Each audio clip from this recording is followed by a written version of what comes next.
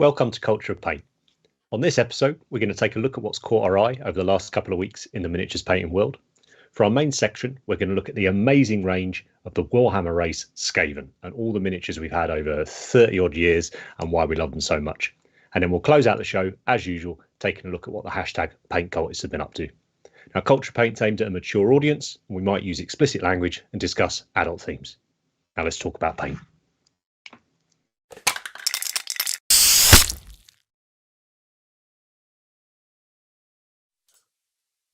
I might get that intro right one day. We can try and do a pre-record for it or something. You should just press play on the same one. I know, right? So, hi everyone. Welcome to the chat. I'm Henry. Joining me as usual are Andy and Matt. Good evening, gents. How are you? Very well. It's nice that it's colder than last Tuesday. I know. So I can actually sit here not in pain. Yeah, we decided to take last week off, I'm afraid, after everything was melting.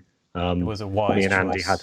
we had to have a work call with a business partner, and my webcam literally shit the bed halfway through and went psychedelic and everything. So it was not worth it, I don't think. No. But it's lovely to see everyone here in the chat, familiar names and new ones as ever. Rich isn't joining us this episode, but he will be back as soon as he is able. So don't worry, we haven't offed him or anything like that. He brings the beard, let's be honest, even if nothing else. So Switzerland, nice. Gabby from says, Gabby, looking forward to seeing you on the upcoming class up north. A few other names recognised in there. James, Anton, lovely. Right, well, let's kick off with what's caught our eye over the last 3 weeks. Yeah, 2 weeks, 3 weeks. 3 weeks. So, what we got? First up is... This is where I should have clicked on the slides button before we went live with recording. So what's the first slide, Matt? It's Darren Latham's Skull Beaky. Right, it's my pick. I'm sure the vast majority of you that are watching this are aware of Darren Latham, brilliant Warhammer miniatures painter. I've been at GW for donkeys as a painter and as a miniatures designer. Over the last couple of weeks, he's been a bit more active on social media, which is great. And he's painting up one of the new Mark VI Marines in a very sort of old school, not super old school, but that sort of reimagining of Legion of the Damned that we got, 10, 15 years ago. And he's just put up a couple of great little sort of the classic how-to things. Actually, not the classic how-to things, because you can follow them and they do make sense, and it's not just draw the fucking out. Yeah. But yeah, it's looking great. It's my tutorials. Can't wait to see it. The Legion of the Damned, very nostalgic for me. Like I remember that when they redid the tactical squad and they sculpted on the Legion of the Damned stuff, and you could buy it as the tactical squad, and then you had Veteran Sergeant Centurious was like the 100th store mini or something like that. I remember asking my nan to go and queue outside GW Wolverhampton for me for that one. So good times. And then they got a little bit of a reimagining, didn't they? Further down the line. I don't know that I've seen any Primaris Legion of the Damned. I think so. No, none springs to mind. They're very nostalgic for me as well, I think. I loved them when I was a kid. And I think for me now, they're a bit cheesy, flames and skulls. So I don't know if I would do them, but I still enjoy looking at them. And actually, this is the helmet. But what got me was the flame shoulder pads he's done. They're really great. They're amazing. So they're a more modern take, aren't they? On That's it. Fantastic. Less stylized and a little bit more leaning towards sort of, they're still stylized, but you know what I mean. Less hot rod flame and more the flames you get on the modern bikes. I bet that looks brilliant in real life, because it looks like really good blown up. So I think seeing that shoulder pad in the hand would be fantastic. I can't wait to see the whole mini finished, actually. It's going to be wicked. Well, I'm guessing not too long, right? Not with his new little studio thing that he's got going on. He's got a nice little painting space now. Yeah. He's rattling through it. So yeah, nice to see some personal stuff from the guys up at GW. This will be an unashamedly GW focused episode. He's in the chat, so hello. Oh, nice. Oh well, we best move on then before we blow too much smoke. I was just going to say, like, when he gets, because he's done the image with the classic heavy metal skull now on that pad, and it's just like a proper nostalgia kick. It's great. Yeah.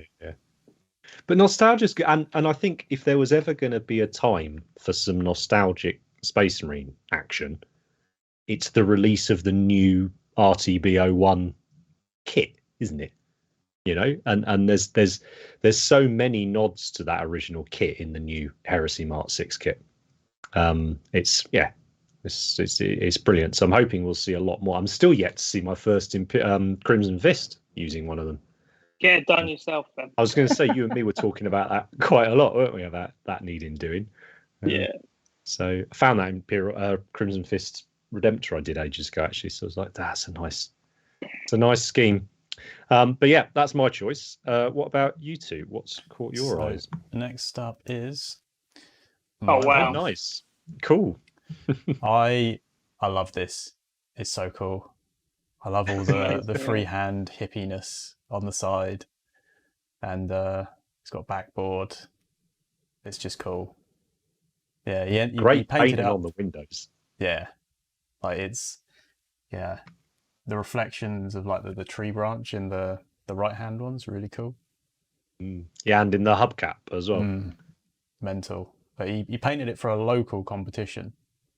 So I'm just like, yeah, I don't want to go into that competition.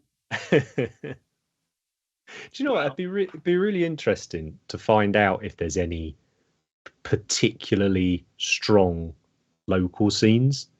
Like I know from Heresy, there's Melbourne has a very strong Heresy painting group, and then obviously Stockholm has a reputation. Or you know that the Stockholm, certainly the GW shop, and then the guys from that and War Paints and all that. But yeah, it'd be quite fun to find. Yeah, let us know in the comments or ping in if you know of any particularly outrageously talented groups of painters that just enjoy whopping it out and showing off on the regular at the stores. It makes me want to do just something like there's no war scene, there's no guns, there's no violence. It's just half a VW camper van. It's quite serene. It's quite relaxing. So, I mean, it's no capybara in a lake with a butterfly on its nose, but it's close, right? If this was entered into World Model Expo then, or a competition like that, what category does this go in? Painting. It's general chill painting. Briefly, there's only really like two categories for fantasy, if you call this fantasy. Are you saying if it would be historical?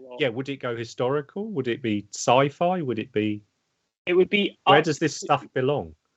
So, this is probably a wider topic, but honestly, because of the painting style, it probably wouldn't do that well in historical. So I'd be putting it in fantasy painting, and then I think that it would be appreciated.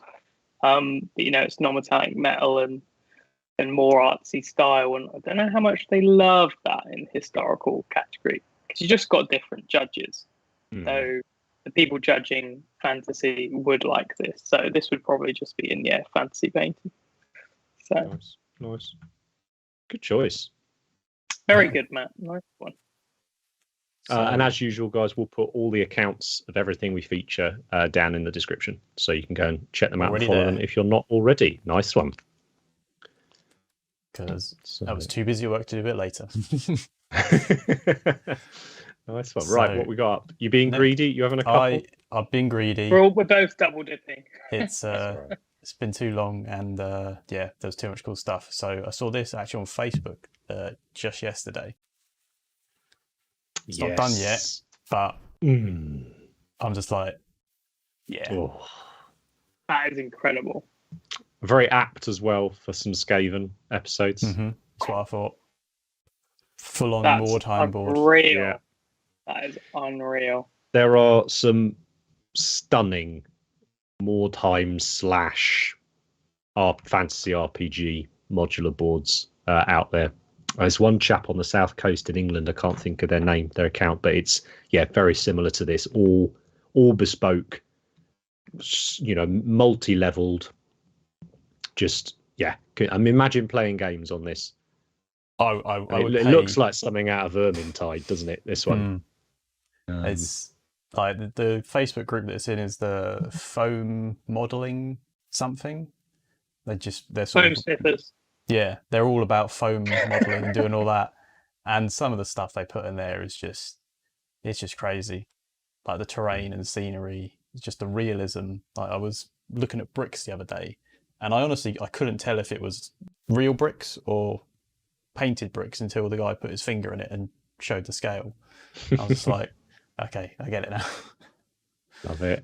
And the little sewers underneath. Oh, yeah. Just all the houses. I think most of the houses have detailed interiors as well. So, yeah, just mad. I would pay money to play on that board. Absolutely. But also, it's like it's quite like looking at it. It's not intimidating in the sense of like the scale of it is very impressive, but you can see everything, can't you? You can work it all out, right? How he's done it. And, that's classic, really old school cardboard tiles for the roofs. The blue foam for the rest of it's probably scored with the pencils, right, for the wood grain. Biros for carving out the cobblestones and stuff, right? It's technique-wise, it's achievable. But that's the thing with these often, isn't it? Is that the real wow factor of this is his vision of the little harbour, isn't it? It's knowing how to build that and put that scene together, right? And the volume of it, I think, like, because you do a building, you're like, cool. If I did 30 of these, it'd be nice. And then doing 30 of them is, no easy feat, is it? But it looks like you could game on it as well, right? Because sometimes you see tables, sometimes or bits like this, and you think it's an amazing diorama, but you're not gaming on that. But it's just the way it's put together. If I remember the last post, it is intended for gaming. He wants to play more time on it. So, yeah, whoever's his friends are very lucky. But yeah, I'll definitely follow that one for to see how that progresses. And I don't know if you can see in the bottom left, there's like on that tile, I should have put another photo up, there's a underground sewer part. Yeah. Which is really cool. Great pick. You're allowed to double dip when it's things like that. Which is away, so it's only fair, isn't it? It's true. But it's little story, like, look, if you look bottom left, how one of the arches is boarded up. They're not just all bricked in. There's a hell of a lot of storytelling, isn't there? Me and Andy were talking about scenery the other day, and was saying what one of the things with Games Workshop scenery, which is what we were talking about, is the level of detail on it sometimes is almost overwhelming. And if you were to paint all the detail, it would, if anything, be maybe a bit distracting to game on. And I quite like with this scratch built older style that it would just blend in, wouldn't it? It would create the background to the game. Don't get me wrong, I flipping love the plastic scenery we get from G-Dub, but yeah. But if you're not going to build it yourself, that plastic terrain's amazing, isn't it? Absolutely, and there's ways you can paint it. Can you beat it when you make it? Can you beat a thing like this? Probably not. But he's integrated some of it in the corner because you've got the mausoleum set, which is great, right? So pick and choose the bits you need from the G-Dub stuff. Absolutely, and 3D printing, I guess, is a real boon for this type of thing, just for little bits like little dressing pieces, like sewer grates and doors and things like that. You can see the sewer grate in the bottom left is 3D printed, and I think where's the chariot, the cart the little thing. Cart. Yeah, really, really cool. Yeah, I'm gonna follow that one. Nice. Right. So next up is It's great, isn't it? This is my pick. So this is Danny. Maybe a tiny bit of bias because he's a sculptor of some of the Cult of Paint minis. He did the very famous Heerguard / the Woodsman. I just think he's a brilliant sculptor. And we showed the paint job David Aroba did of this, but I think that the sculpt deserves its own, deserves to be shown off. I think he's amazing at faces. And obviously you can't zoom in on this, but if you go on his account and look at the face, it's just really cool. The expression's amazing. And yeah, it's, I don't know, it's basically the best Stormcast, isn't it? Is he a ZBrush artist? Is that what he uses? I don't know which program ZBrush, he uses, but I think so, but I wouldn't want to quote on it. But yeah, he's just great. I love all his stuff, and he's awesome to work with as well. He did my Tekla sculpt, so yeah, he's just fantastic. It's things like, isn't it? We talk about it all the time, right? The art being amazing sometimes, and the miniatures don't always follow the art. Sometimes they do, sometimes they don't.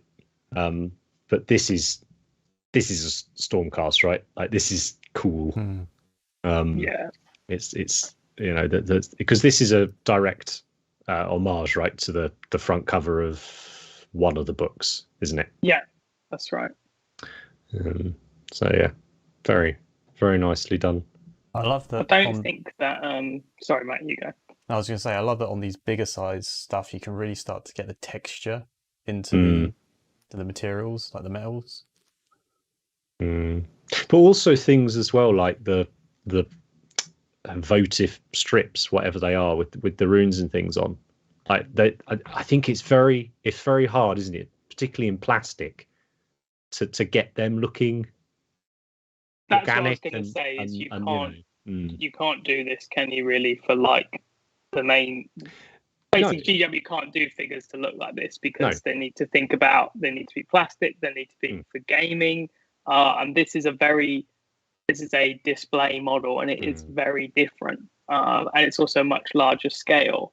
So Games Workshop can't really or shouldn't really do figures like this unless they're a separate thing, like this is a Stormcast display thing. That's something I'd love for them to do. It's So the problem is used to do. Yeah, but do it good. Well, it was okay before. Do it properly. Where like. I get you. People go ahead and do this as fan art, and people are like, "Oh, can I buy this?" And obviously not, because it's illegal. So you can do a one-off. But I just think, I don't know, they're missing a trick here. Imagine if they hired one guy like Danny, and he was just knocking out 6 or whatever amazing sculpts a year. I think the problem they would run into would just be the logistics of casting, because if you put that up on the Warhammer, on the Games Workshop website, tens of thousands of people would buy it. But would it be any more than Forge World? Because you say tens of thousands, but most people, I think, are gamers. And I think you put it 75 mil, us lot and our friends would buy it. Possibly. But in general, it wouldn't sell like... But there's two things, right? Exactly as you said, if you bang it out at 75, right, you're pricing this probably near £100, right? Yeah. What you have for the people that just want a cool figurine, essentially, is we're getting, aren't we, with the what's the brand called, McFarlane, and then the Bandai ones, right? So you're catering for those people with that. But I know you guys have had a little chat about it before. I remember on a previous episode, and I think that was the discussion, wasn't it? Was how is it? Why isn't it being done? And it's very hard for us to know, I guess, without knowing numbers and things. We need a license. I was going to say, just give us a license and we'll sort license it. Right? GW. We'll make. I mean, they let people make onesies and shit. Hey, so you saw their licensing revenue numbers that came out today. Whew. No, well, I've never been someone. I mean, I don't own any shares in them, so I don't really care.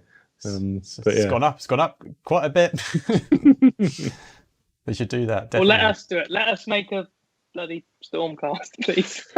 Brian's making an interesting comment in the chat about he'd love them to bring back larger scale minis for things like Inquisitor. So actually bring back larger scale for gaming. And that's certainly when we created our two lines, the sci-fi and the fantasy lines. One of the reasons we chose 54mm is that we felt in the future it would allow us the opportunity to consider a game using them. You know, and as we've said many times, there's quite a few GW gaming miniatures that basically are 54mm models. So, you know, it's not it's not out there. I'd love to find out more about Inquisitor, the game, because it was so good. It occurred when I was out. Was it though? I loved it. But I'd be interested in it as a project. Like, how did it get greenlit as a project? Like, was it Andy Chambers? It was really it's Gav Thorpe, wasn't it? I think, right. I've got the book because I love the Inquisition and all of that stuff, but I've never really looked into it from a why they did it. Because certainly back before I left the hobby, when a new game came out or whatever, White Dwarf was chock a block of interviews and articles with all the different designers, right, talking about their involvement, how it began, and why they'd done it, and all the rest of it. And I wonder if there was any of that with Inquisitor, because it'd be pretty cool to find out. What the deal was, why they thought, yeah, fuck it, let's do a 54mm sort of RPG game. Yeah, get one of the OGs on, explain what happened. Yeah, for sure. Yeah, I'll jot that down. So you said you double dipped as well, right? That's what you're having. Yeah. What's number 2? We had a mutiny, didn't we, Matt? Yeah. Said we're both double dipping. I think you'll like this one, Henry. Well, I liked them all so far. It's going well. Oh, that's good, because I nearly picked this one as well. Yeah. It feels you might actually. It feels like a weekly amazing Magnus historical bust. Well, it's every project. It's mad, isn't it? Like it's yeah. It's one of the most convincing like flame effects I've seen. Like there's a fire near, but not really near. You know, I think it's really convincing. It's so soft. What I love about his work is that, as someone who is not particularly aware or ingrained in the historical painting scene or the bust painting scene necessarily, right? He makes it very accessible, because it's like you know who's painted that. And I've often wondered, we spoke about it, didn't we, with World Model Expo, with the historical stuff, is there room for artistic interpretation? But you and it's his lighting, isn't it? It's always his lighting is so good. Yeah, this one in particular, that the left, his right cheek is amazing, really convincing. I like how it's not like in your face orange, you know. I think that's what does it for me so much. It's just the right amount of power and subtlety, and I've never seen anything like it, to be honest. Yeah, big fan. And is Magnus involved in Nautilus? He is, isn't he? Just a friend, and just a friend. I think he sculpted a mini and some painting. Right. Because I had noticed them dropping a few things again recently. It's nice to see them back and doing stuff. But yeah, lovely. Nice. I love how he's managed the helmet's outrageous. What's that? Look how simple the helmet is, right? I was just about to say. In scale and real. I know it's real, obviously it's an object, but you know what I mean? Like genuinely realistic. Mm-hmm. He's got a lot of the same colour palette across everything other than really the face, but everything stands out on its own, which is really nice. The orange on the black is tough. Like, how does fire affect black cloth? How does fire affect skin and dull things like that? And it's just because that's interesting, right? Because it does read, doesn't it, as him looking into something on fire. And is the mark on his left cheek? No, it's a scar, isn't it? Cut. Yeah, he's got a cut. So it looks like there's a soft like light on his left, and then there's a stronger fire on the other side, and that must be so hard to balance, like crazy. Very, very cool. But again, it's still stylistic in a sense, right? It's his. It's it's his work. I'd be really interested as well. Like, so this would go in historical, right? Yeah. Right. He wins. Maybe Magnus is a good one to get on to talk about that sort of stuff. Actually, I'll jot that down. Definitely Right. need to do a historical special. I'd love to. I've had a few people reach out after I mentioned that after World Model Expo to recommend a couple of artists. They were like, "Oh, if you want historical, legit, like check these accounts out." So need someone who knows what they're talking about, though. It's true. It's true. Turns out not all amazing painters are amazing talkers. So yeah, we'll get there. We'll get there. Right, that's the picks. Is there a meme? No meme. There was a bit too spicy this week. Some of the memes. Still nice. Really? So I sort of in the meme sphere. I was shown one at the weekend. I was teaching a class over in Peterborough, and someone showed me one I hadn't seen before. From the period where the internet really found its groove. From the sort of Abaddon versus Gilliman tennis match, that kind of era. It was Gaskell with the tennis ball launcher. Yeah. And it's the Dark Eldar character. What's his name with the two? An incubi. The incubi, yeah. In a canoe. It was brilliant. Chuckle a lot. Anyway, right. So the main topic, the Loathsome Ratmen and all their vile kin. Skaven. We are all big fans of Skaven miniatures. If anyone follows Games Workshop, I'm sure a lot of you do. There's been some recent releases for them. An amazing Underworlds warband that I know you two are both big fans of. And then sort of complementary to that, well, very complementary to that, but sort of adjacent to that, they brought out a Deathmaster character as well with one of these recent big box new character release things. So it got me thinking when we were talking about different episodes to do. I obviously missed the last army episode we did on the Eldar when I was frantically trying to pull White Scars out my arse. For those 2 weeks, whereas and I missed it, and I love sort of nerding out about this side of things, and especially when I've got like a Golden Demon geek like Matt to talk about, encyclopedic knowledge of all the hottest versions of these miniatures. But also Skaven is something that I'm very fortunate to own most Skaven models from 1986 onwards, and there's something that's always really appealed to me. It was the first ever finished painted thing I ever had was a Skaven Blood Bowl team. Oh wow! I have an ever-growing box in the attic waiting for the return of the old world for a new Skaven army and whatnot. So when is that happening, by the way? Like, we got all those logos, but what's going on? I mean, they said at the time, wasn't it like 3 years out or something when they showed us? Right. They said we don't know when it's going to come out, but it will come out at some point, basically. So are we thinking 2024? Sorry to sidetrack. I guess it all depends how big it'll be, right? Because I think a lot of people are assuming we'll see a new 40k edition next year, right?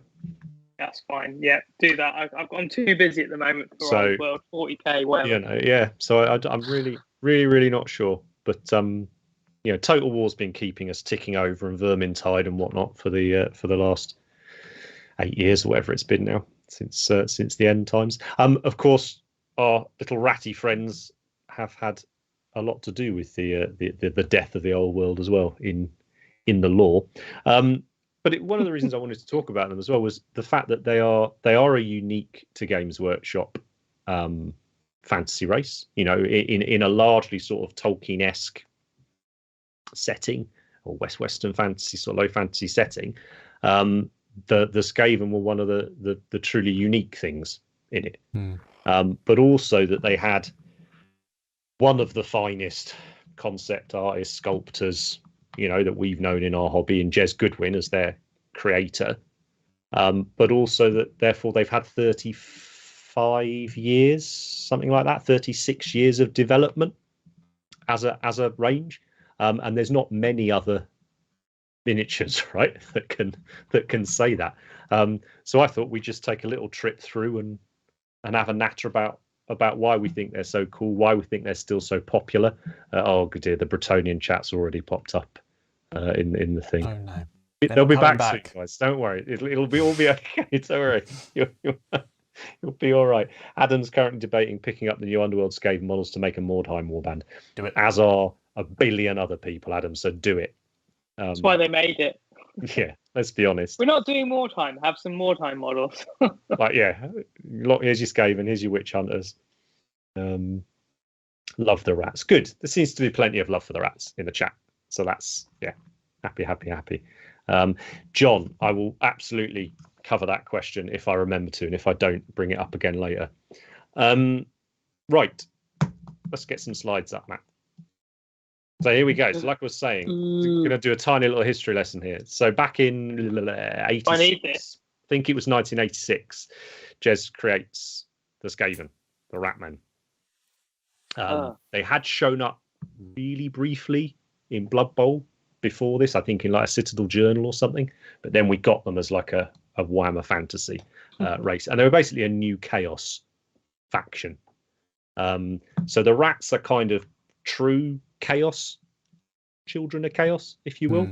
But for a long time they didn't, that wasn't a thing to them. They didn't, not like, you know, the Beastmen and all of that. They're like the children of Chaos, blah blah blah, and then all your god worshippers, whatever. The rats just were, right? They had no idea it was anything to do with any of that. They were just this awesome ratty dudes having a great time. And you had Jez Goodwin, who I think this little excerpt, Matt, doesn't it talk about how he was at the time he was still freelancing for Games freelancing Workshop at the time he created all this. And as cool as that is, I think there's probably an element of most people were freelancing for GW at that time, so I wouldn't read too much into that. I think it just goes to show how long ago it was. Yeah, exactly. Especially with him. And then he, obviously, Jez, if people aren't aware, as well as being a phenomenal and very influential sculptor, was also a great artist.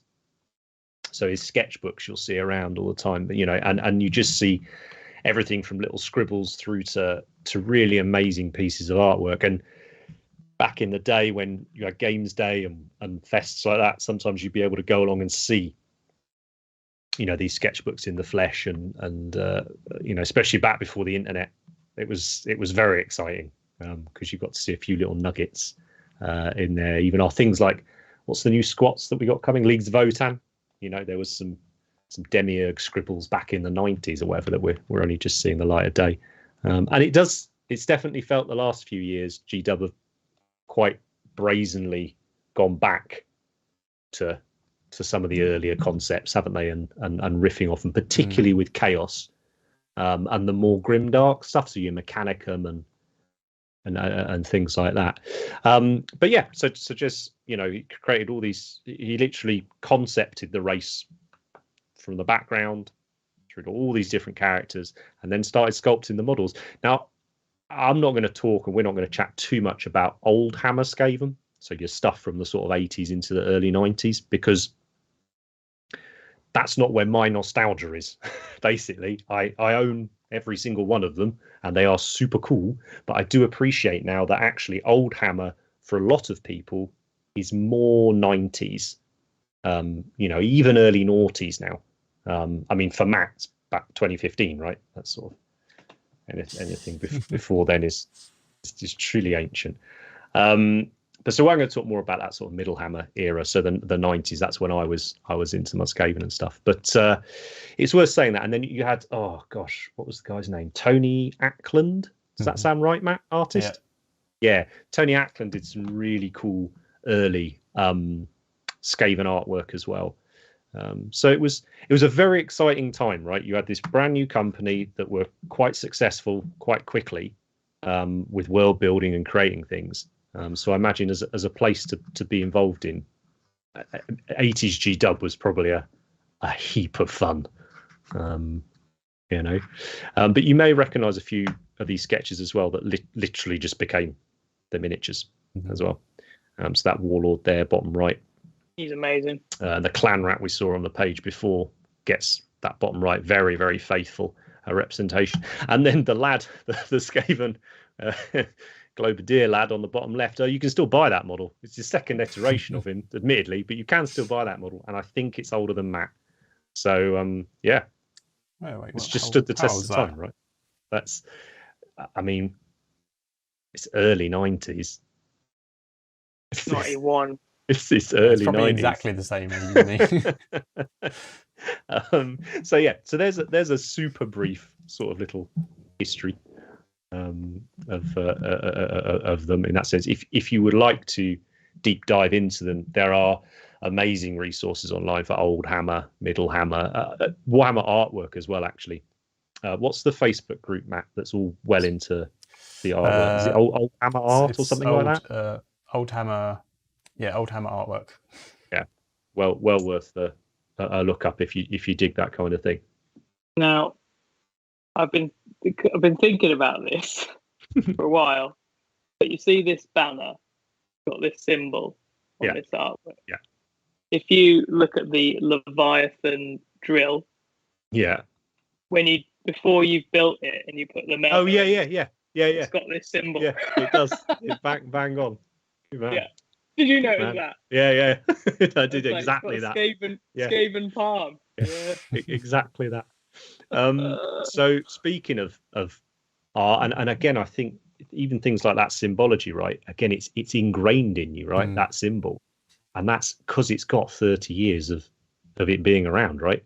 Unless you came into Warhammer in like 1983 or whatever the fuck it was, Warhammer's not existed without this, and it's the same for the Khorne, the Khorne symbol, the Nurgle symbol, the Tzeentch symbol and stuff.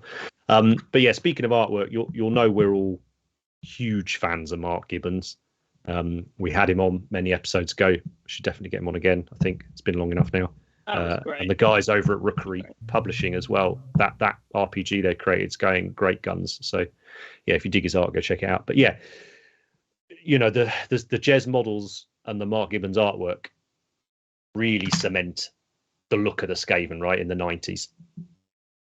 And that's what we'll get for years to come. There's Ikit Claw, my favourite Skaven character. We got Daz's paint job of that was amazing as well, wasn't it? Mm.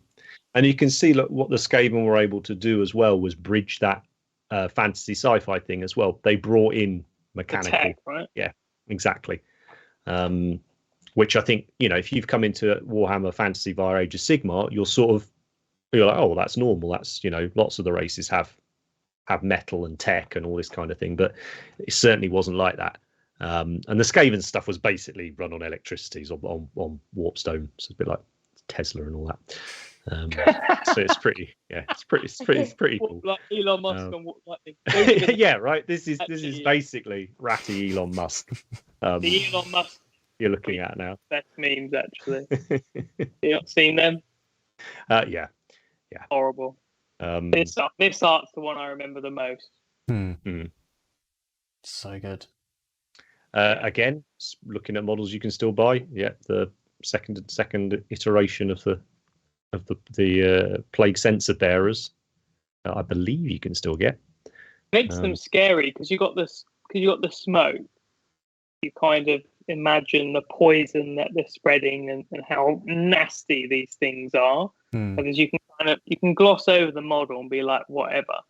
But when I look at this, I think that's a spiky ball full of plague. That is mental. So this was something I wanted to talk about actually with them, and I think the orcs suffer from it a little as well sometimes. Is the Skaven on one hand can be viewed as comic relief, right? And then just as you said there, on the flip side, they're truly horrific. Like, they're rats. The whole plague thing is doubled down upon in a lot of it. The whole story of them not existing, in the Empire because they're too scary to talk about. And I think with the miniatures, particularly in the 90s, you were more limited, right, by what you could show. But, it was very much that one plane of sculpting. Everything's like this, like that. You can only make them look so evil, right? So malevolent or whatever. But in the artwork, you could show a lot more. And I don't know if I sent you any sort of modern Skaven artwork or not, Matt, but there's some really creepy, horrific stuff started coming in that period when you got like Adrian Smith, Paul Dainton, Carl Kopinski, those guys in. And then, the end times, and then even more so now, they've really, the models, if anything, have become more comical, but the artwork has gone far more sinister. Which is interesting, I think, anyway.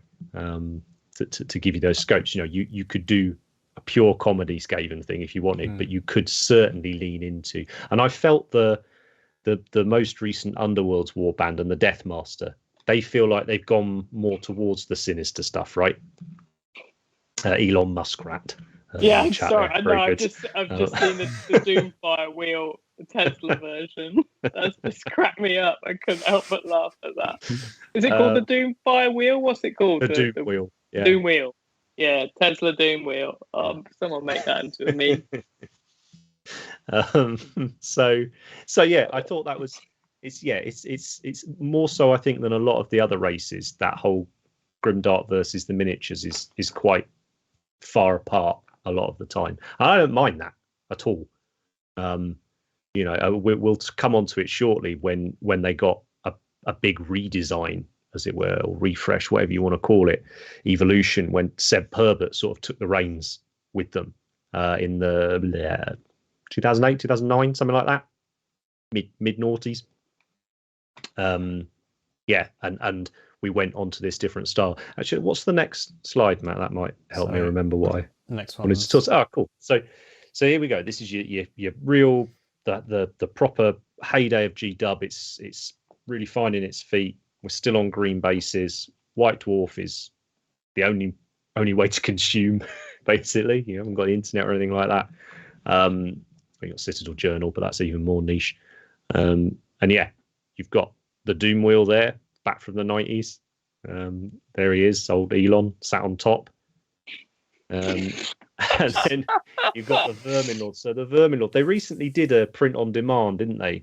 Old school Skaven. Were there any models in there you particularly wanted to get hold of? I've still got a metal one because I didn't really appreciate the model until Joe Tomaszewski did the tutorial. Do you remember that? It was a heavy metal one.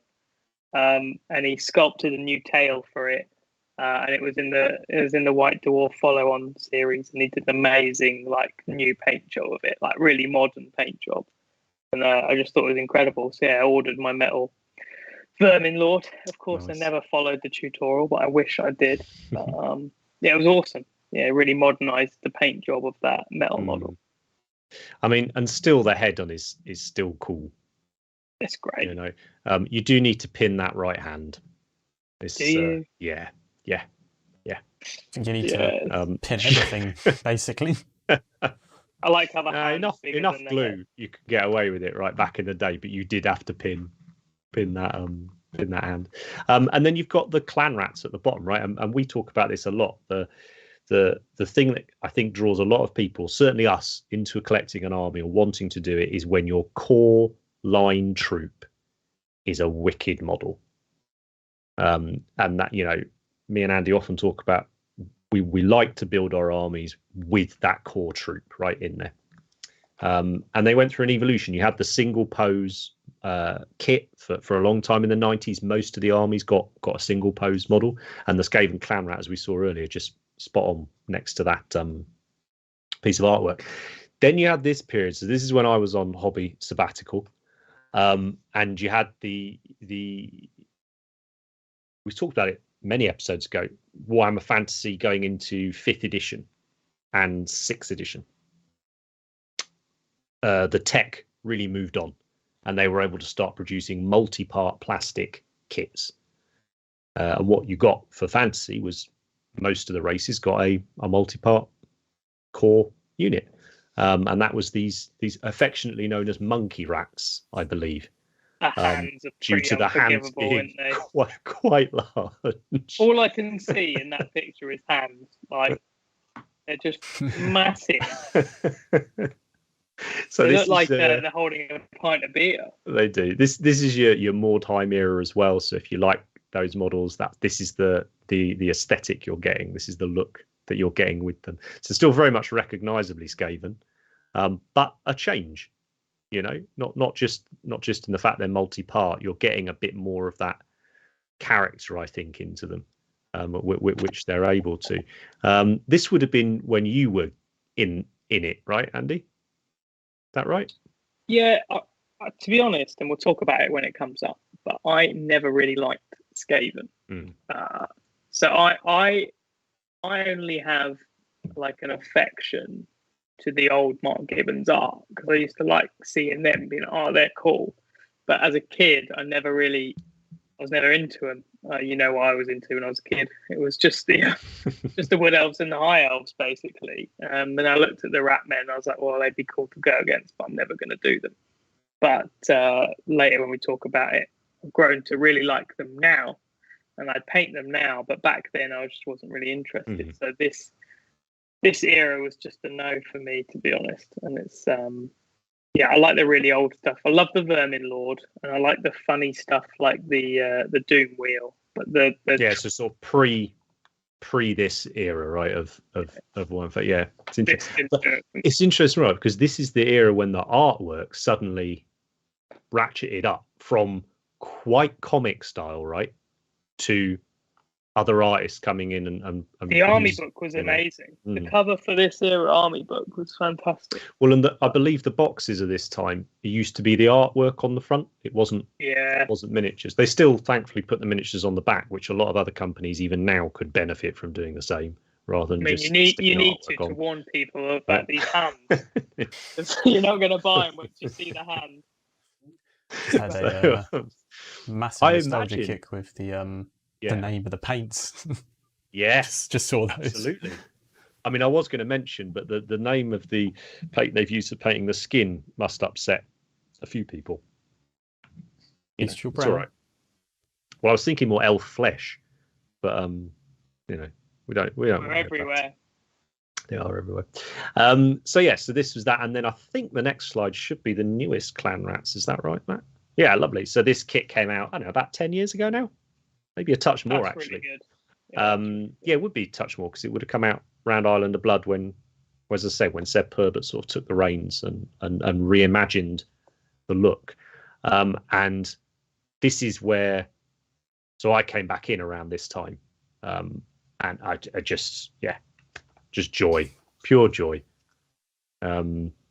This is one of the things that I don't mind painting 100 of, right? If you're going to paint a Horde army, you've got to love the minis.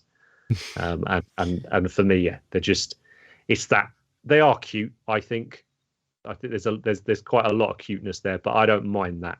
As I say, I've got grimdark art to amuse me and entertain me in that sense. The minis, I enjoy the fact that as a Skaven general, you don't really know how that game's going to go. You know, you have as much idea as your opponent how effective things are going to be, and the fact that you can blame your general, you know, when they pop another chunk of warpstone or whatever and blow their head up. Of, like random characteristic rolls and stuff, didn't they? Just random and the fact cataclysmic damage. They're absolutely like buzzing off their tits on warpstone. And they're just pounding it. It's great. Like in the stories, in the novels and the short stories and stuff, that they've always got like a little pouch, like the Grey Seers have like a little pouch of warpstone, basically Coke. They have a little pouch of Coke, green Coke, and whenever they're a bit worried and they squirt the musk of fear, which any Skaven fans will be aware of, they'll just have a little pinch of dust and everything will be okay. Moorish, this warp line. Yeah. Bit of sherbet. So, bit of sherbet. That's a good point.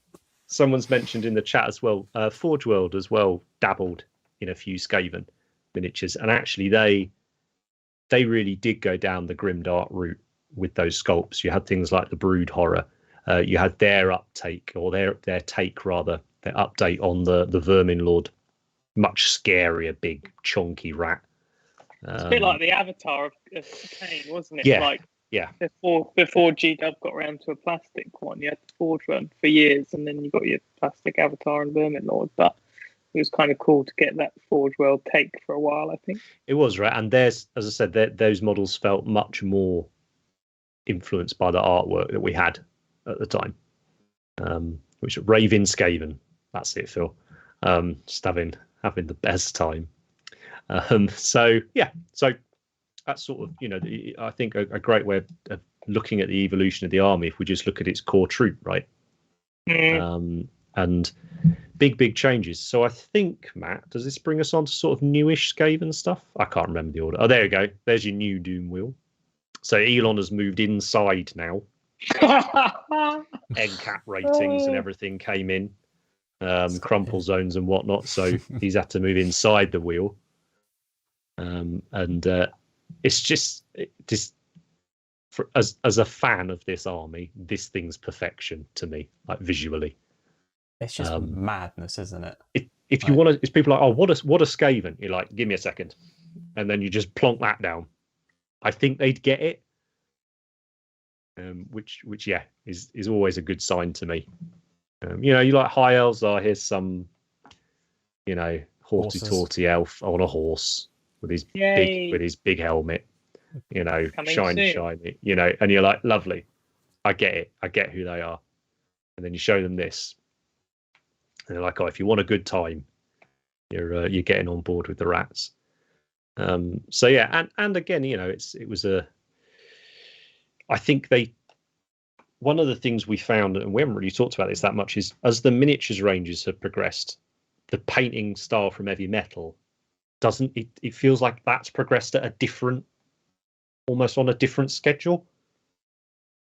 But this was one of those times where I think there was a fairly new team in, and you had, Seb Perber, a hot sculptor, as it were, really coming up and being given charge of a whole range at this time. I just think it was a very good marriage at the time. Do I like the Mortian Tanks Cyber Rats range? No, I do not personally.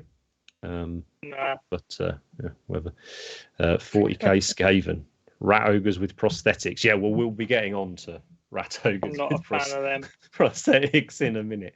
But I could have chosen the Screaming Bell as well, I think, as a good example, right, of that evolution. But Skaven definitely benefited, I think, from plastics.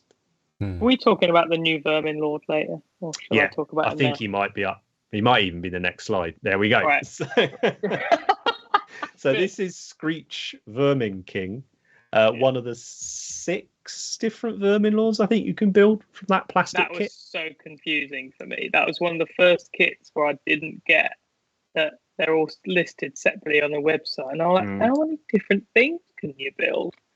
I was just picking my favourite, to be honest. Yeah. My favourite one. But this guy felt like the natural sort of successor. He's got the half skull, exposed skull face on him, like the original. I think it's an amazing miniature, and it's one that I'd like to know the year it came out, because I think it was the year I wasn't hobbying. So did this come out with the relaunch, or did this come out nearer the? I think this might have come out nearer the end times, didn't it? I think it was during 2012. The end times, yeah. So if it was end times, it would have been not even 10 years ago.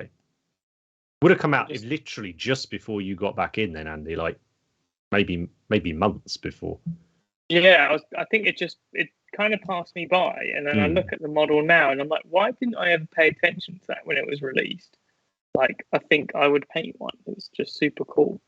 The Corruptor's the one I like, which is kind of like this build, and he's got the little scythe in his hand. But he's got a pair. Yeah, he's got a pair of hand sickles, and slightly fewer horns and a full skull face. Really cool. But they're all brilliant. Was it one of the first kits where you could build a lot of different things from it? But I think this would have come out, if my memory serves me right, a similar time to when we got the Bloodthirster. The what we think of as the new Bloodthirster, which of course you could build 3 variants from. This was 6.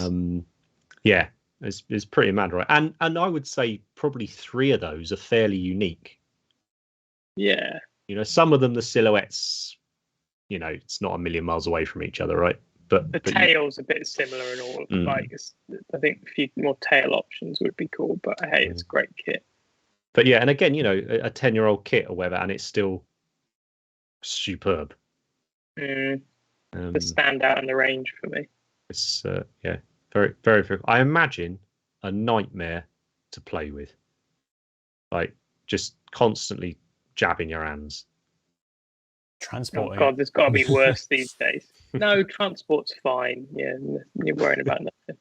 Transport's as long as you're willing to carry around an enormous. But then Skaven players have never worried about logistics when it comes to transporting enormous things. Yeah, people in the chat saying it's end time. So you had Glotkin, Nagash, and this wasn't the only cool Skaven model that we got. Of course, we got Thanquol, who, if you are a fan of the background, he appeared in a lot of stories. He was Gottrek's sort of arch nemesis, and Thanquol was just a perfect representation of Skaven. Right, it was never his fault.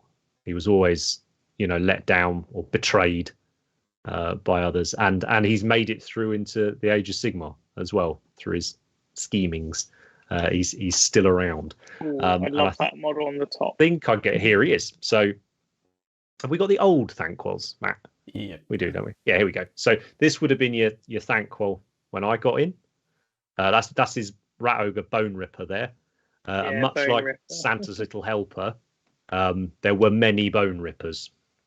So when he died, the next one was also Bone Ripper, and so on. And so forth. So that's an older model with a newer-ish paint job. So here's your different Bone Ripper. Wow. And your same Thanquol? Yeah, I think your same Thanquol there. Yeah, similar.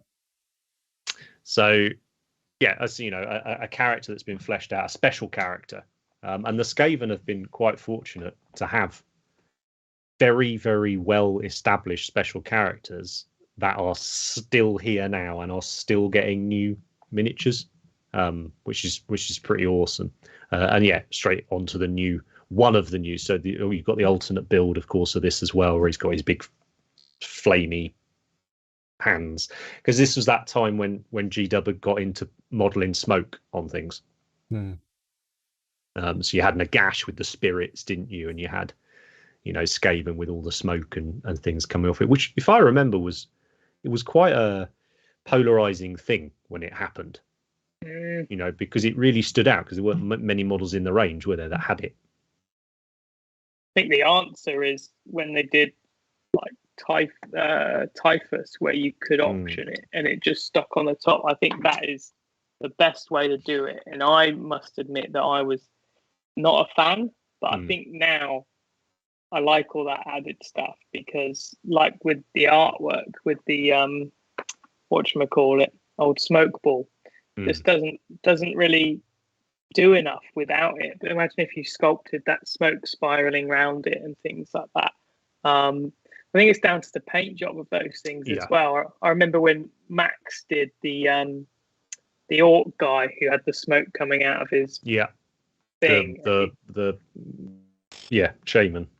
Yeah, the shaman, and I think he did such a good paint job of that smoke. I was like, if you can paint it right, then it really adds to the look and the feel. So, and there's Nick just in the chat making sure that to bring truth to that last comment of model smoke is the worst. So it's still quite polarizing, the effects.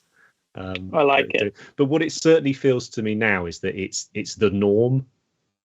Whereas back when this dropped, it was unusual. So good on him for pushing forward. That must be said, do you reckon? Absolutely. John reminded me of the question that I absolutely hadn't forgotten. We've gone through the old minis and new. How do you think having old minis like Skrulk and Ikit Claw fit in with the newer minis? Are they a fun source of heritage, or do they hold the range back a bit? Well, Claw got a newish one. Claw certainly got a Seb Pervert era model, although of course he's not. I say of course, he's Ikit Claw no longer exists. He's just a master. Generic, master. Oh, there you go, Matt. There's our first Bitcoin spam. It's coming up. It's been a while. Bitcoin. I think they're quite busy at the minute.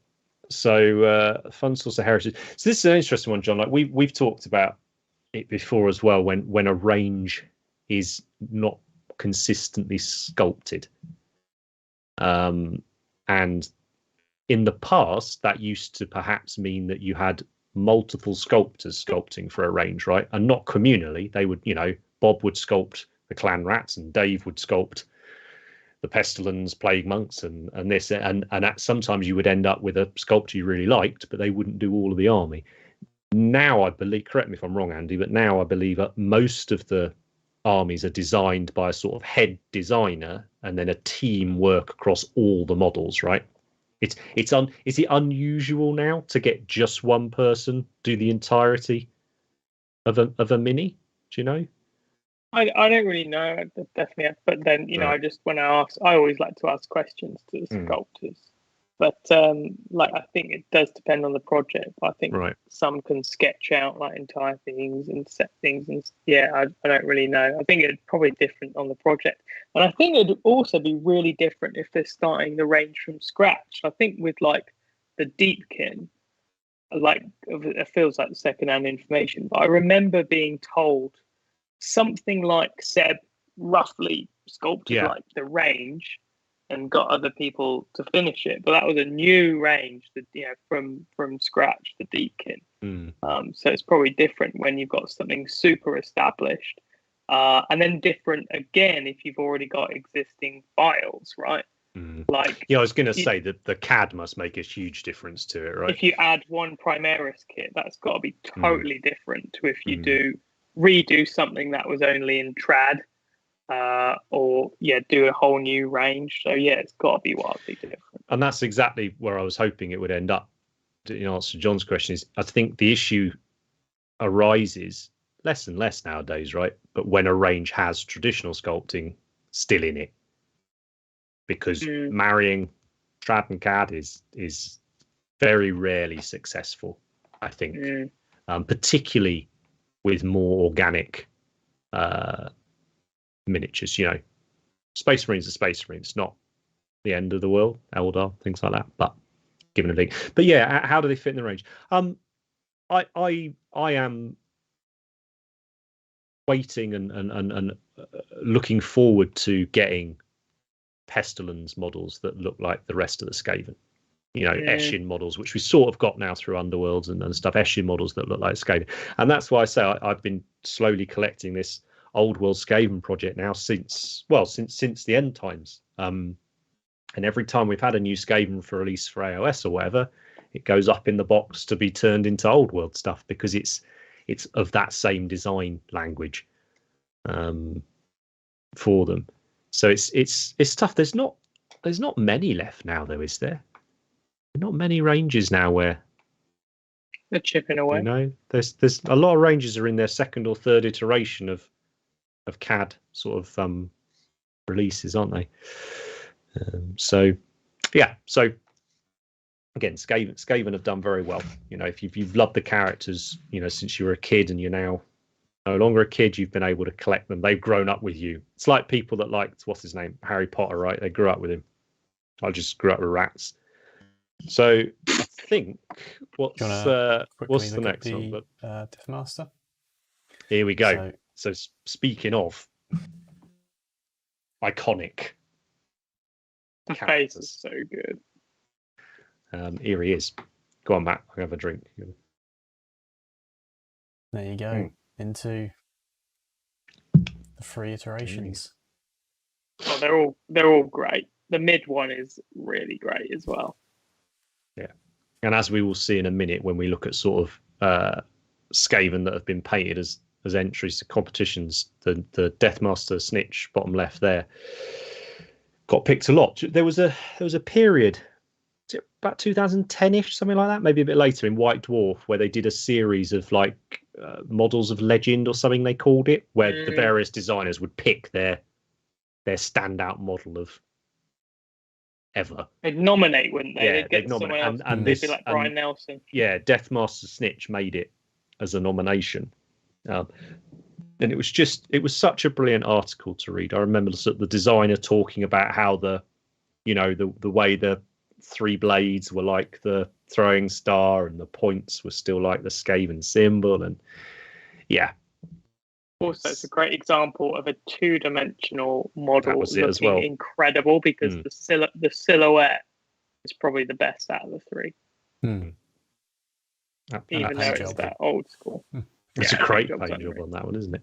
And obviously the top, we've got the original Deathmaster Snitch. And falling over. Bottom right is not Snitch, but certainly a Deathmaster. Snitch bit it in the end times. Is the new creepy, sinister. Yeah. Max's new baby. So good. I love it. So it's on the painting desk. Yeah. But, we'll see how that goes. It's I'm expecting to see a few of these later in the year. Yeah, I've seen some.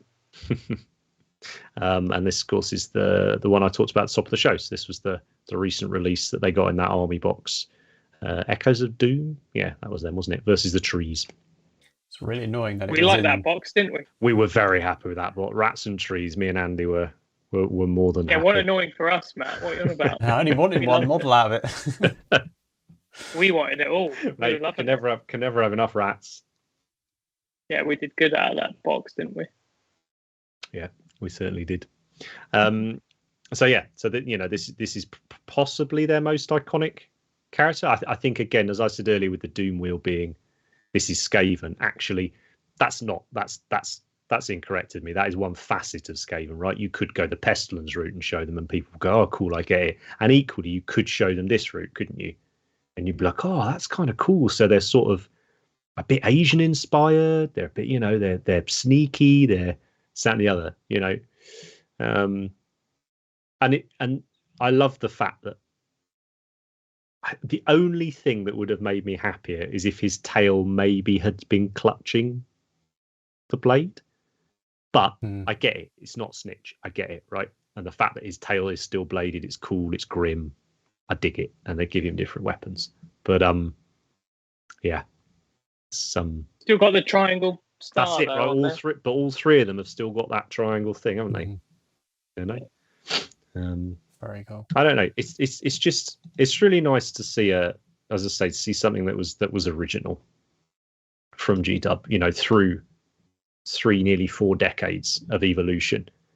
And it must feel very exciting as a sculptor that has probably grown up with it all to get the opportunity to work on such an iconic range. Daunting, I imagine, as well. But I'd love to know the sculptor, actually. Absolutely. And that's something everyone needs to keep feeding back to Games Workshop, that we want to see and hear from the creatives more. Absolutely. Apart from if it's the Forge-Rod Space Wolves, because then the hate mail will come in. I think that person's gone anyway, so we don't have to worry about it, do we? Right, what's the next slide? Oh, there we go. Tiny bit of nostalgia. So this was it. Games Workshop, Wolverhampton. I went in, bought this box, had a painting lesson, and the dude showed me how to paint the thrower in 30 minutes in the old base coat wash, done. And I say they were the first thing I ever finished. How did you manage that without contrast? This team, I know, right? And then you had the mutants as well. And I remember, many happy days playing my best mate at Blood Bowl, as I still do. But yeah, so it's like he one time he took the crowd through a rock and killed him. Like, it wasn't good. But just occasionally, they are so fucking fast. They were a brilliant team. And yeah, so this box here is the reason I wanted to do the podcast tonight. Really was a bit of nostalgia. The next slide box was sort of what made me think about it. Was that cool? I like the old packaging more. Yeah. The big fists. But there they are, 30 years later, reimagined in plastic and a totally different take. And even Blood Bowl itself, that's probably another show, is evolving still. So yeah, I think the Rats were the first team outside the main box to get the release. Maybe them and the Dwarves, I think. So, but I was very, very happy, and a lot of Skaven fans were very happy, and a lot of gutter runners and night runners were converted using this set, because again, it gave us more Eshin looking rats that fitted with the modern take on Skaven. Right, so that's enough of me waffling, as ever. And I thought we'd close the section out with looking at and talking to you guys particularly about why you think Skaven minis seem to be so popular as single miniature or squad level entries for painting competitions. Because of this piece. Let's have a look. I think this piece made Skaven popular for Golden Demon, to be honest. I genuinely think it did. I think this is when Max was still working in the store, and he didn't come out of nowhere, but he came in and won the open category, which is no mean feat. And everyone's like, who's this like store guy who's winning the open category? And there's a few things I took from this, and I've not painted a Skaven ever, but it was the level of detail on the rock where I went, whoa, that's the level of detail you have to do to win Golden Demon on every rock. I was like, and you read the article on Stockholm Warpaint, and it was brilliant reading that.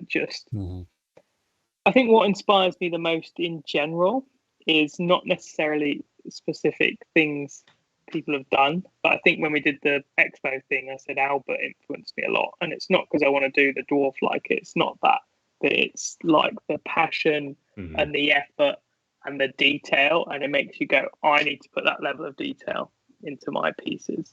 And he's just thought of all this stuff, like the little bone in the water, the key bits of hay, and all these little bits. And the resculpted tails on all the little rats.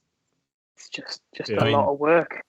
Because they're two rats from Island of Blood, but there's so much conversion going in there. Yeah. Like the ninja dagger things, they're not from, I can't remember which ones they're from, but it's from like not the Night Haunts. Was it from one of the Spirit Hosts or something like that? Wasn't it? Yeah. And just like it looks like it belongs. Yeah. It just works so well. I would love to know sculptors' reactions, particularly like, say, Jez in this case, who had created Skaven, right? I would love to see their reactions when they see pieces like this. To see where it's come, what other people have taken your work and what they've done with it. I'd love to see it in person. Yeah, it's amazing. It's October, please, Max. It is amazing. I think we have a couple more, don't we?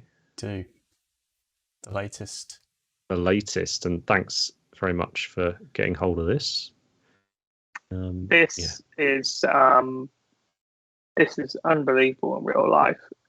We went to the contrast paint thing, and Max was there one day, and he brought this along. And when you see it in real life, it's another, like I said, it's another one of those things that was really influential for me, because I was like, you don't look for the Space Marine with the biggest flag and do it all like shiny chrome. That's not how you have to win a Golden Demon or do a fantastic piece. It's irrelevant of what it'll win.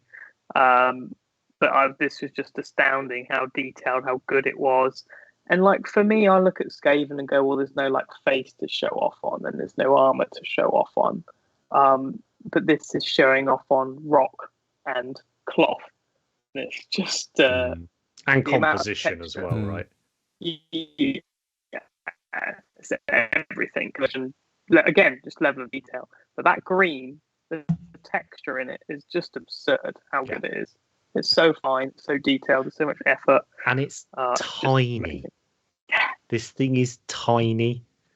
It's a miniature, a real miniature, It's none of this big, massive, crazy piece. Oh my God, it's a small miniature, and the detail in it is incredible. I think that's correct use of freehand. Yeah, I think that's what I love about the pieces Max does is he doesn't do these huge, like vast pieces. They're always quite, restrained and controlled in small, tasteful. Yeah, it's just great. They are, and not to nosh off Max too much, but like it's exciting to see miniatures that have clearly influenced heavy metal that we're seeing now. So if we bring back the Deathmaster, you can see where someone who's in a position like Max to drive heavy metal and see where it goes. You can see how it's influenced that take, right? We're going to see some ridiculous Deathmasters, aren't we, at the end of the year? Like it's inevitable. Has to be, surely. I mean, Matt, I don't know if you've included any slides or not, but anyone who's been following you on socials will have noticed you painting some sewers. Yeah, I got some sewer walls. Got some sewer things going on. What's made you want to do it? It was Max's entry. Yeah. I wanted to do a squad, but it's ended up as a diorama. It's a squad if you want, mate. Nah, it's. I'll go diorama. It's too big now. I'm going squad, mate. So that's all right by me. But yeah, it was. Was the. I'm making a video about it. I talk about it in the video that I'm making, and it's heavily inspired by Max's piece.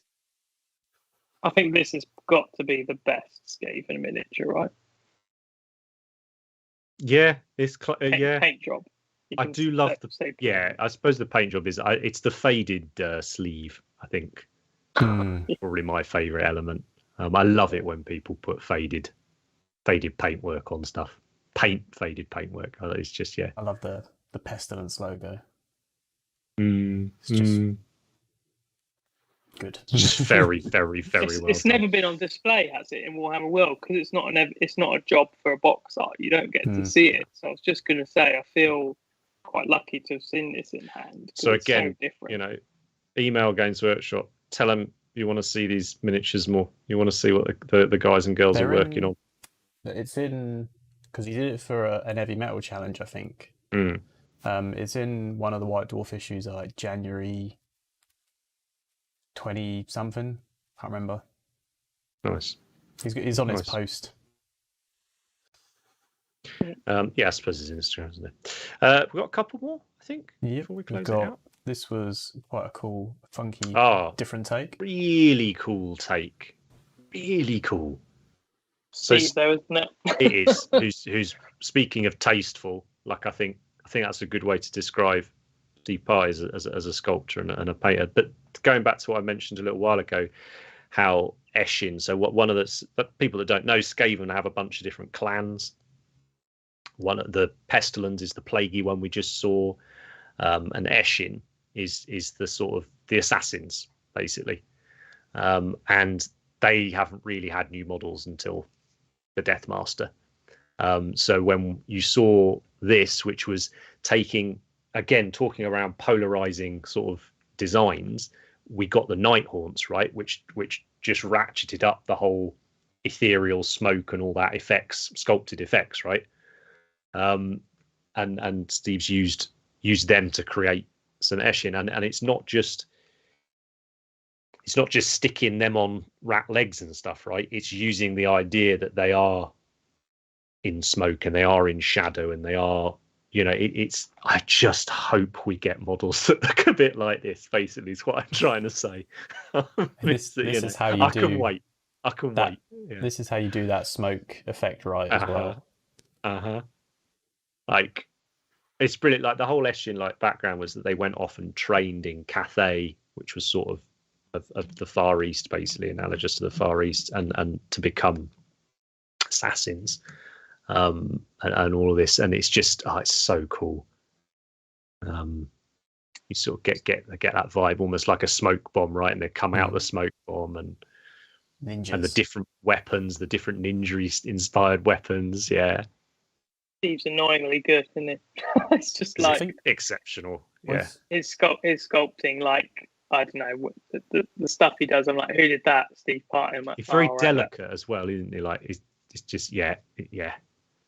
Always remember his Celestine, right? Like he sculpted Celestine, then you see him paint one as well, and you're just like, "I'll get out of it."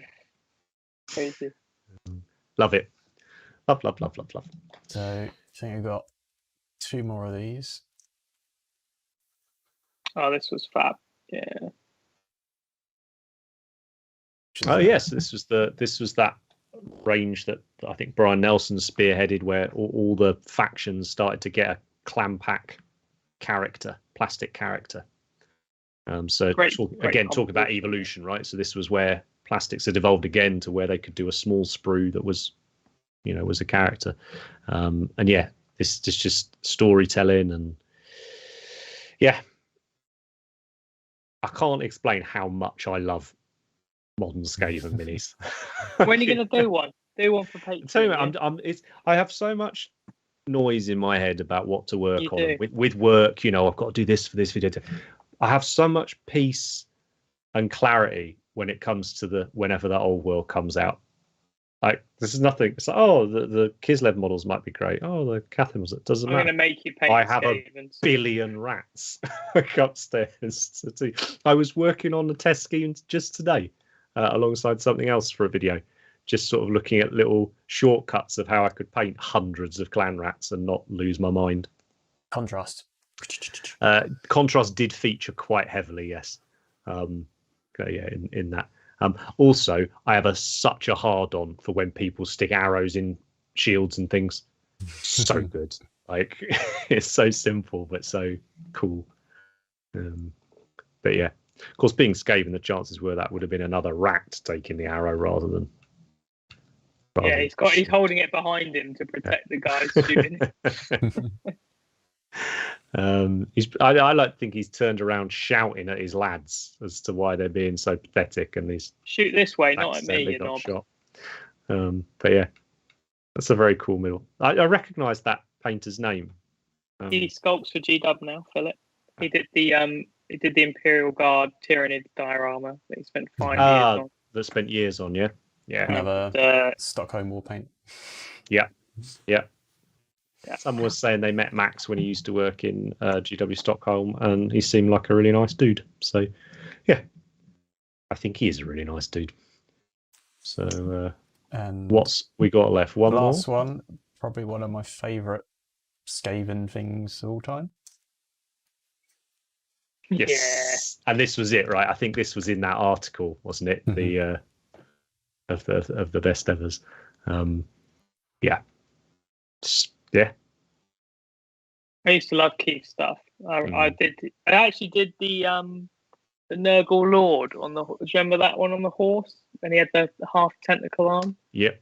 I loved that mini, and he did this brilliant paint job. And the green was using that foundation green. I can't remember what it was, but I loved that. I'm following that. It's one of the only guides I actually did, and it was Nurgle. Can you believe it? Things have changed. I love it. I love the white hood. It's like the bright car. It's just, yeah. Right. So before I start daydreaming about what I want to do, rats. Let's close it out and look at what Paint Cult's been up to. But I hope everyone's enjoyed that sort of little meander through Skaven and me gushing a little bit about them. We could have done another hour, couldn't we? Really? Yeah. And but equally, I'm very much looking forward to seeing your rats, Matt, and how they come out.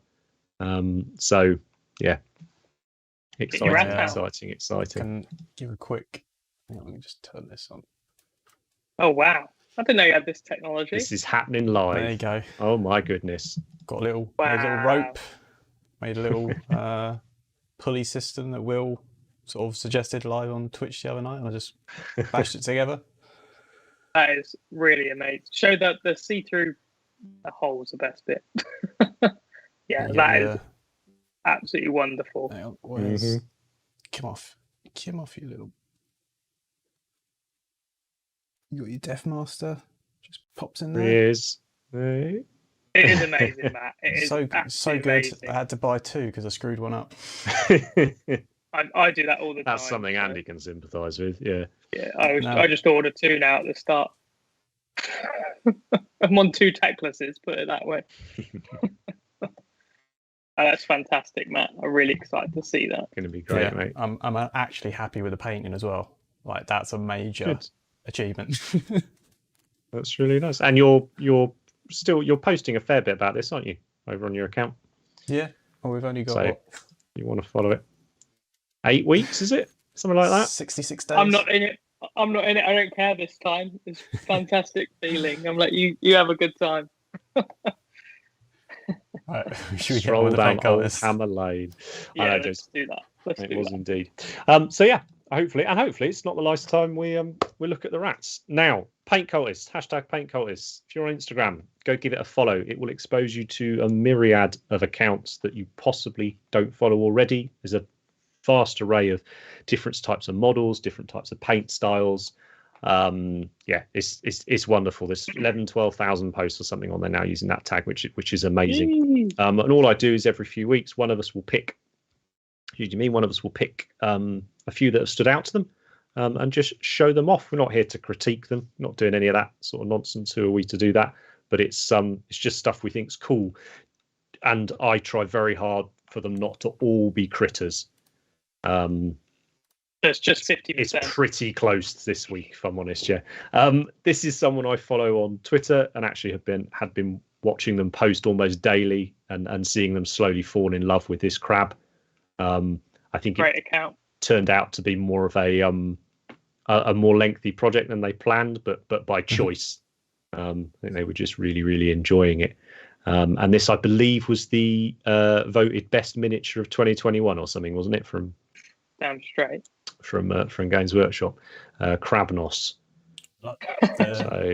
Doing some great little sea creatures and all these little boxes every now and then. It's great. Absolutely. So yeah, Mr. Snips looking rad. It's nice seeing as well these more not psychedelic, but you know what I mean, like these super colourful paint jobs. I think Louise Sugden obviously quite well known for that choice.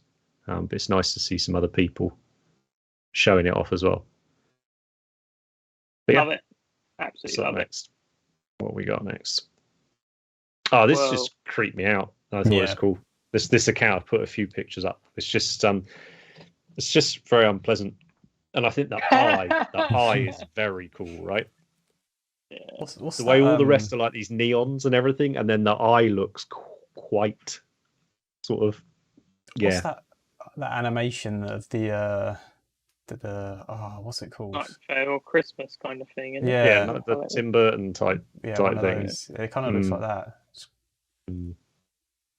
I don't know. Little children with teddy bears that are dead just kind of coming out. No one likes that, Matt. So yeah, and again, talking about the breadth of minis you're going to be exposed to if you follow the hashtag. This is I unlikely to have ever seen this miniature if not for that. Also thought the hair was very, very, very, very, very well done. I love those. The hues in the faces as well. Super cool. So and some of these Russian crypto crap. Got more crypto. Makes a change from the porn bots. Yeah, I mean maybe we could get crypto and porn. What could be better at the moment, eh? So, next up is so it's something very different from psychedelic-y scary children and crabs. I just really liked this take on a marine. Like I'm a big fan of black helmets on marines. I think they work really well. I've playing around with some different schemes myself last week. But yeah, it was just a nice. It's like pleasingly simple, right? Yeah, I love I love the base, and I think just looking at the shin, the low contrast in the white in terms of shading, and how well done the battle damage is. That's my jam at the moment. Yeah, that's how I'd like Lunar Wolves to look in Heresy. But this style does it for me for gaming. For sure. I just think this is how Marine should look, because it's not like all shiny. It makes you feel like, yeah, this is a war miniature. I love it. I'd love to know what he did for the grey, if it's just a flat grey, or what shadings on it, if any. Yeah, we're into it. Something that he put in the comment on the image was that, does it constitute sort of being grimdark? Grimdark, yes. That's because this was almost my pick of the week. Sort of where is that grimdark level? Yeah, because I when we did the MPO, I know we had that sort of grimdark category, didn't we? And we spoke about that actually. Sometimes I think Blanchitsu gets conflated with grimdark, right? And people think it has to be either Blanchitsu or dunked in streaking grime to count as grimdark. Whereas actually, for me, this is absolutely grimdark. Absolutely. It's realistic and gritty, right? That's the point. It's not to sound too wanky, but it evokes the right emotion, doesn't it? Like when you look at it. And I think it makes you immersed in the world because you look like he's actually had a fight, not like la la la, I'm fluorescent yellow.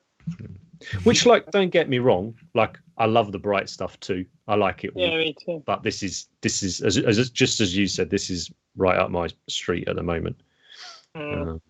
So I think there were a couple more. I just realised, because I always forget what they've written in the comments, and I always try and read it before I pick them. So what I'll do is bring them up on my phone now as we're talking about it. And there's already been flipping tons of them since I picked them. Right, what we got up next, Matt? 3 more. So, speaking of critters, I thought the fur was just super cool on this guy. And unsurprisingly, it did stand out as I was scrolling through. This is something. Will's in the chat. Yeah, Will's in the chat, and I think he's done this for Kickstarter maybe recently. Certainly for someone else, I think he'd done this.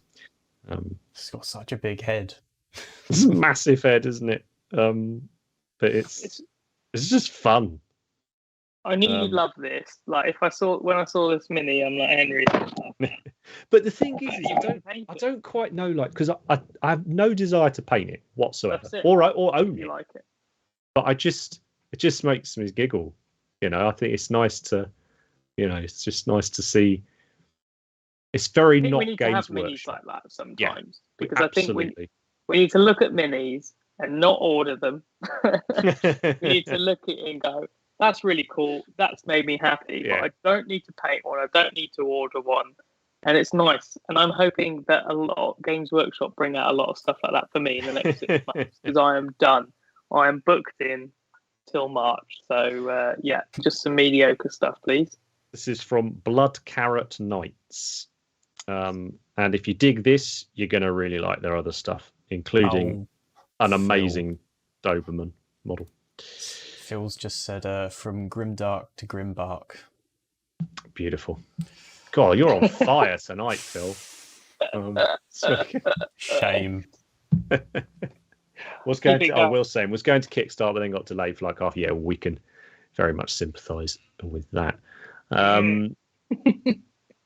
Nick's wallet can't handle more bulldog type miniatures. Well, if you like your puppers, there's plenty of stuff out there now. There's people catering to you for sure. 2 more, is there? I picked quite a few actually, didn't I? Yeah. So that's very restrained, wasn't it? You'll like this. Oh, I could not pick this, obviously, because it's one of our miniatures. But Scare 10's the miniature sold was the best selling of all the L's we did, and I think unsurprisingly she's the one I've seen most people painting. It's great. Certainly that they've tagged us in. But what I love is nearly all the ones I've seen, people have built a scene around her. And one of the things I think we mentioned it on the last episode, is this idea of, if a miniature is well designed, you shouldn't need to have tons of artwork, tons of background story, and all the rest of it to get across what it is and sort of where it could belong. And I think that's been shown by people sort of getting it, and you leave enough room for them, right, to interpret it and create these little scenes.